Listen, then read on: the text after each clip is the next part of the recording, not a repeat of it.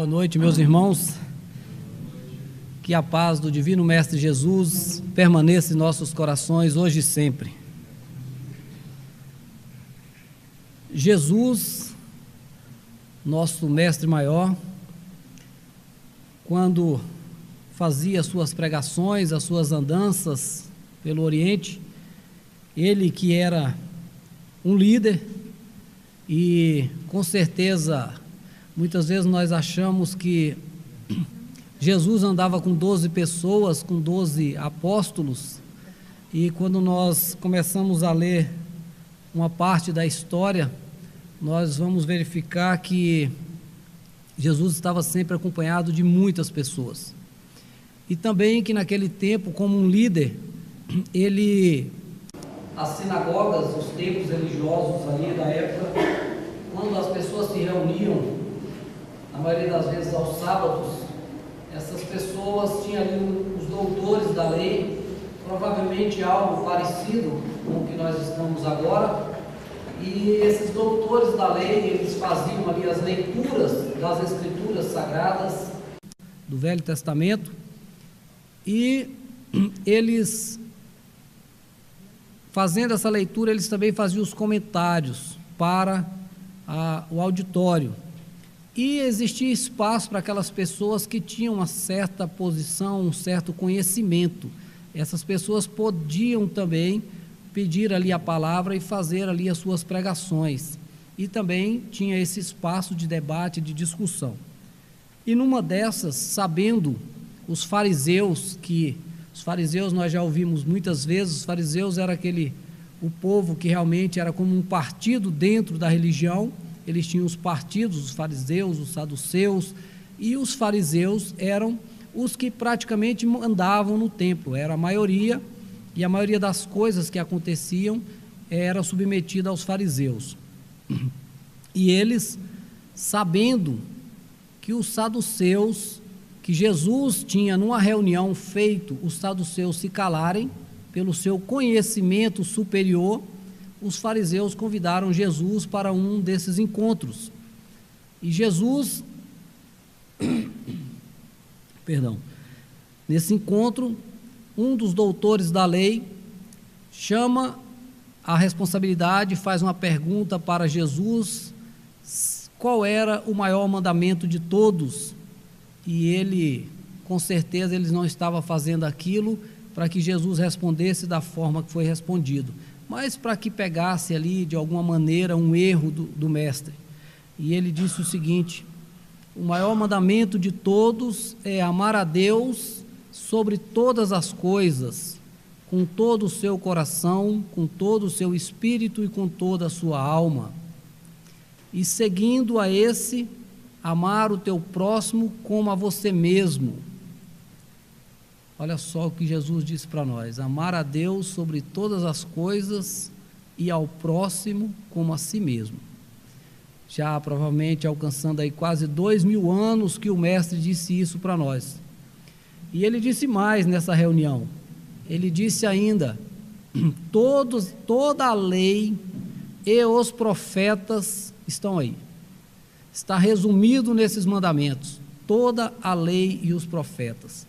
Imagine, ali provavelmente já tinha uns 2000 anos de discussão sobre as escrituras sagradas, sobre todos os profetas e tantos profetas que haviam profetizado, que haviam feito ali as suas pregações, e Jesus vem dizer: aí está toda a lei e todos os profetas.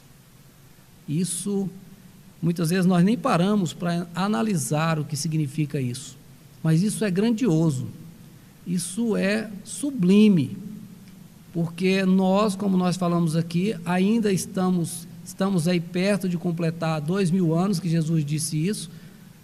Os 2000 que ele nasceu já se passaram, né? Mas ele falou por volta aí de 31, 32 anos, 33, segundo as Escrituras. Então estamos próximos de completar 2000 anos e ainda estamos com dificuldades com o nosso próximo. E muitas vezes nós não estamos falando do próximo no trabalho, na rua, onde quer que esteja, não, é o próximo mesmo, dentro da nossa casa.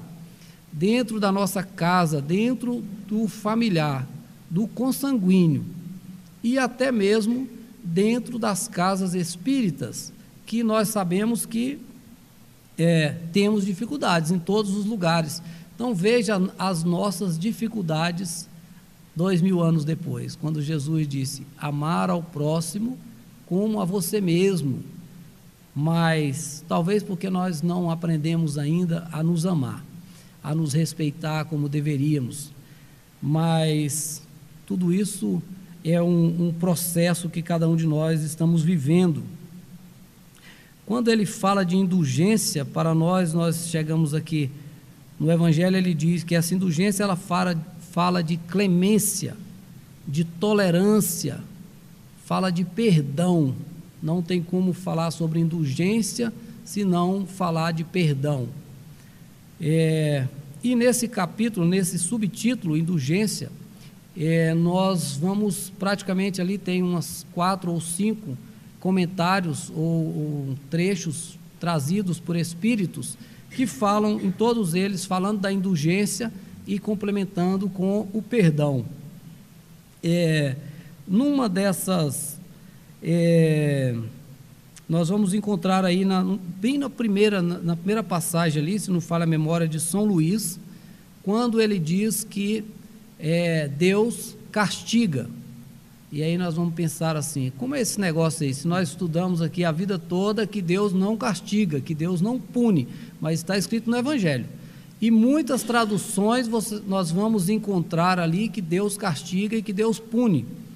E aí nós vamos verificar, a maioria desses textos que estão colocados, desses comentários que são feitos no Evangelho segundo o Espiritismo, eles foram feitos por pessoas, por padres, por ex-padres, por ex-bispos, e a natureza não vai dar saltos, como nós falamos aqui agora, das nossas dificuldades com o nosso irmão no dia a dia, na nossa casa, no centro, no trabalho, e esses irmãos nossos, com toda a bagagem, com todo o conhecimento, ainda nós vamos encontrar no Evangelho essas passagens dizendo que Deus pune ou que Deus castiga. Claro que está dentro de um contexto. Quando nós separamos isso fica mais pesado. Mas quando nós lemos o texto todo, a gente vai entender, vai saber que Deus não pune nem castiga ninguém. Mas isso também está ligado à questão histórica, à questão das reencarnações, à questão que essas pessoas, esses textos foram escritos há 150, 160 anos atrás, provavelmente ainda ali numa última encarnação dessas pessoas, que elas haviam sido padres, haviam sido bispos. Então ainda tem a cultura do castigo, e aí vem essas passagens então no Evangelho falando desse castigo. E o Pai Nosso que foi a oração, a prece que foi pedida pelos apóstolos para que Jesus ensinasse a rezar. E uma passagem do Pai Nosso que ele diz, perdoai as nossas ofensas. Perdoai as nossas ofensas. Isso é muito legal, mas aí ele diz assim: assim como nós perdoamos aqueles que nos têm ofendidos. Isso também é sublime. Nós pedimos para que Deus... Olha só, nós estamos pedindo para que Deus tenha clemência, tenha tolerância conosco, que Ele nos perdoe pelas nossas faltas, mas nós temos que perdoar o outro, nós temos que perdoar também o nosso irmão.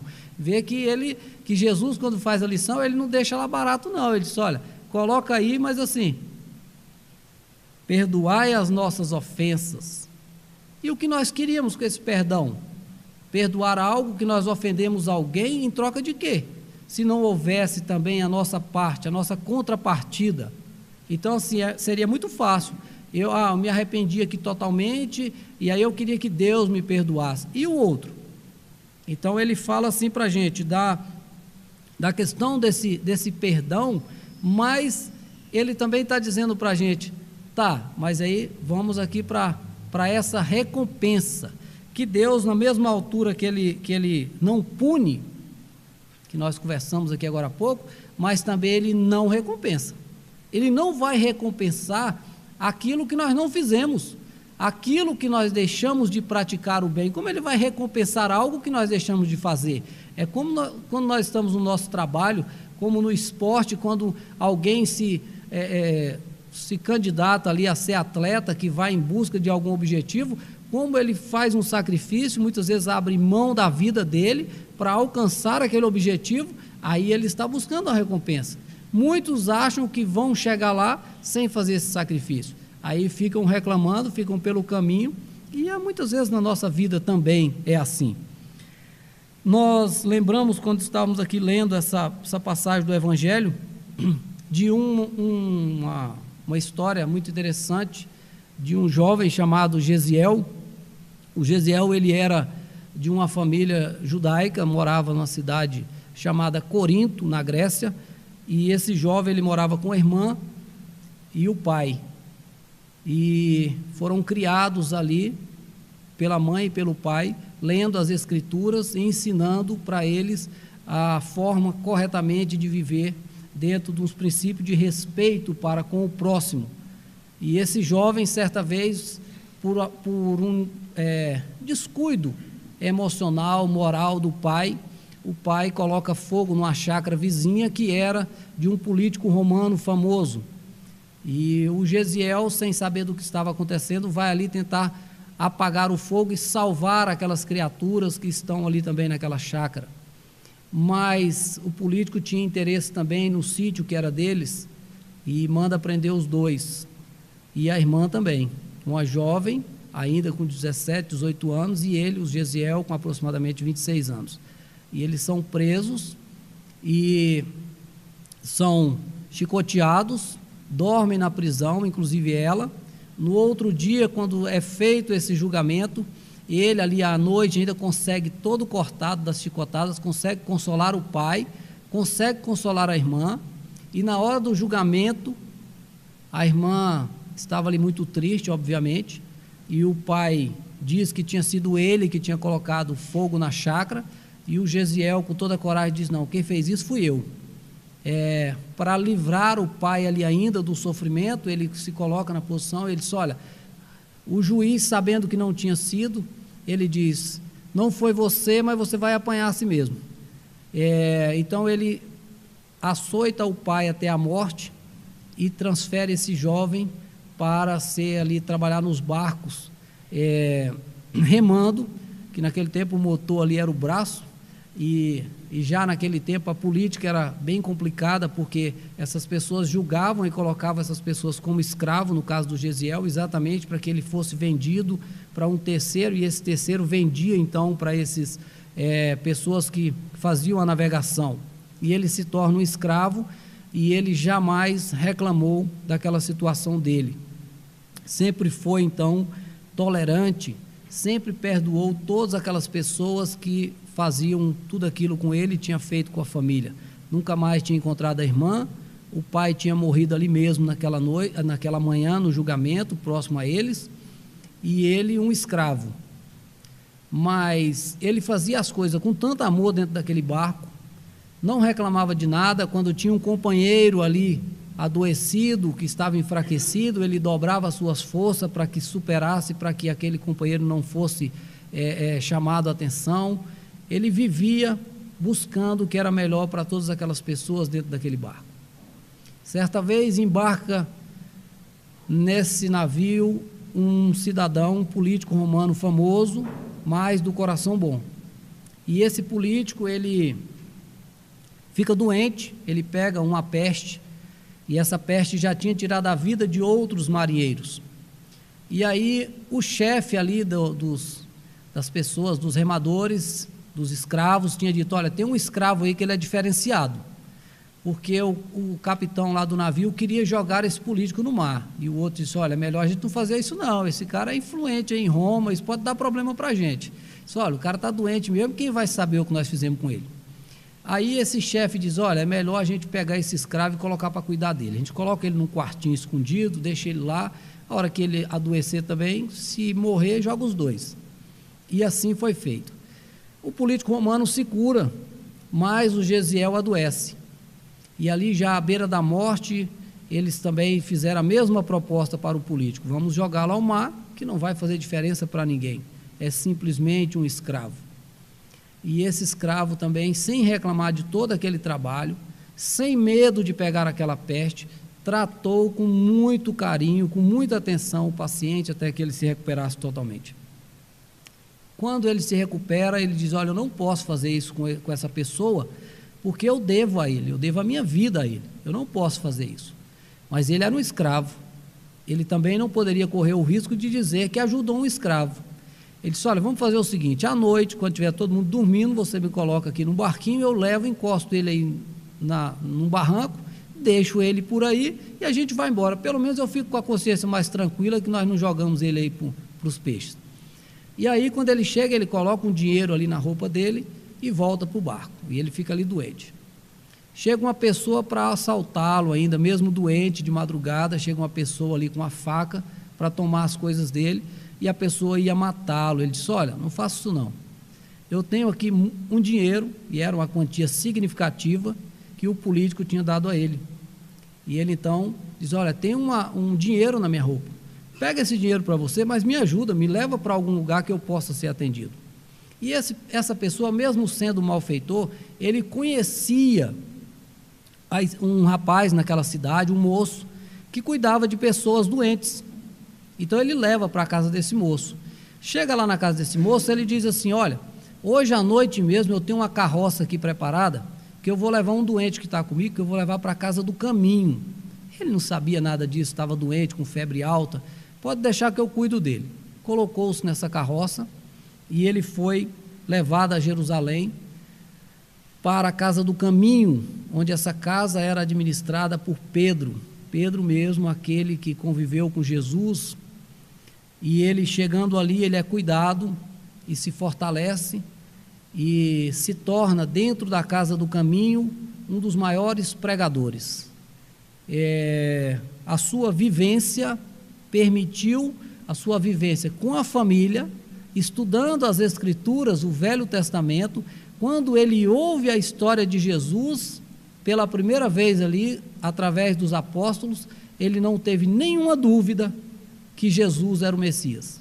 E ele passou a aceitar aquela história, e ouvindo aquelas histórias, em poucos meses, ele, na casa do caminho, quando eles iam fazer esses encontros, essas conversas, o Gesiel já era ali o preferido daquela população. Só que ali ele tinha trocado o nome, porque quando ele foi salvo lá pelo político, esse político disse: olha, troca o seu nome, porque senão vai me dar problema. E ele disse: tudo bem. E ele escolheu ali o nome de Estevão. E o Estevão então passa a ser um dos maiores pregadores do caminho. O Estevão começou a incomodar os fariseus. Ele começou a incomodar muito com as suas pregações. E numa dessas pregações aparece ali nada mais, nada menos do que Saulo de Tarso, o homem que havia começado a perseguição aos cristãos. E ele ali, fazendo as suas pregações, sabendo quem era o Saulo que estava ali presente, ele faz as pregações de acordo do que ele conhecia, do que ele acreditava que era a verdade.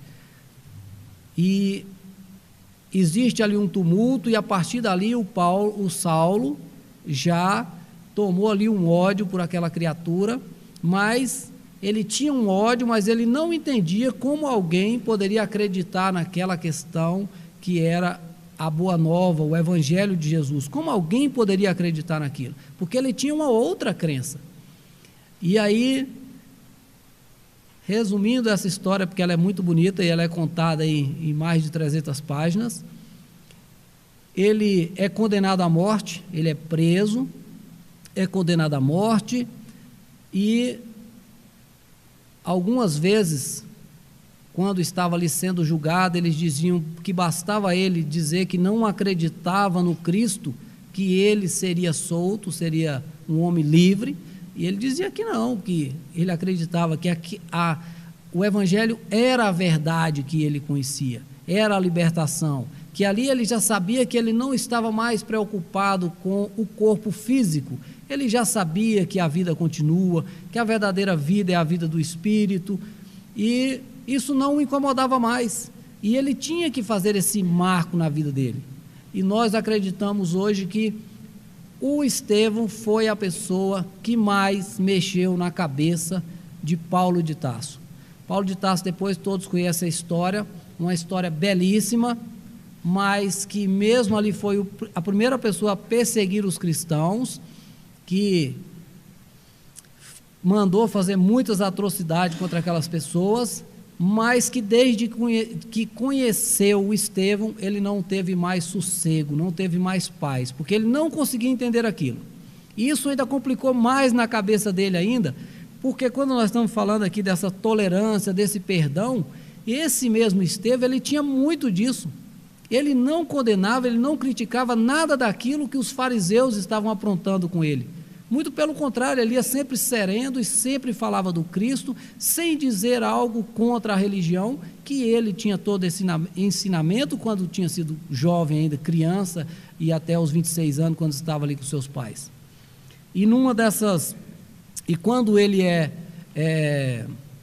quando ele está ali a caminho da morte, ele é amarrado num poste, e as pessoas começam a atacar pedras naquele jovem, e o Paulo manda parar por um instante, que ele era o juiz ali daquela ação, e ele chega ali e pergunta novamente se ele abriria mão do Cristo, daquele conhecimento que ele estava dizendo que tinha, e ele ali com um semblante tranquilo, novamente ele diz que não, que ele estava com o que ele acreditava, com o que era verdade.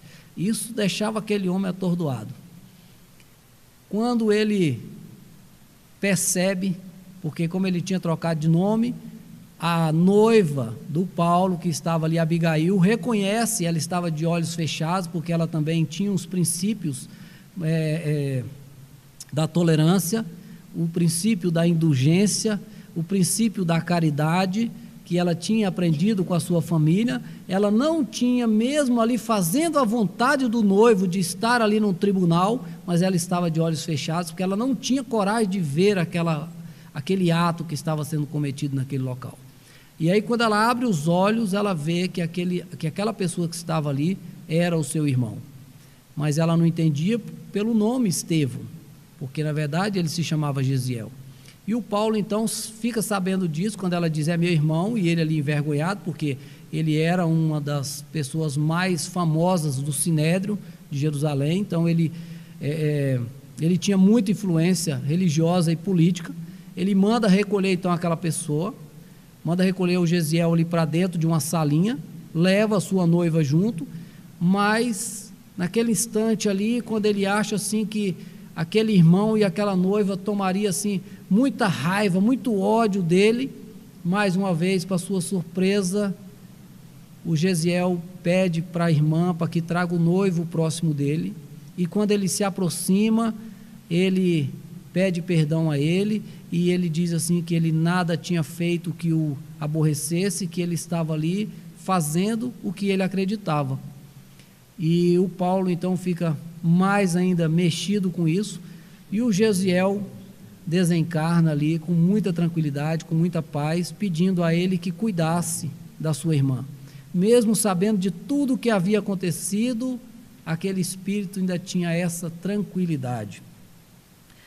Nós, voltando um pouquinho aqui, nós muitas vezes ouvimos assim, quando são citados exemplos de transformação, exemplos de vida que nós conhecemos, de trabalho, de moral, de transformação na sociedade, de tantos nomes, de tantos vultos que são citados nas palestras públicas espíritas e em tantos outros lugares, e nós muitas vezes pensamos e até dizemos,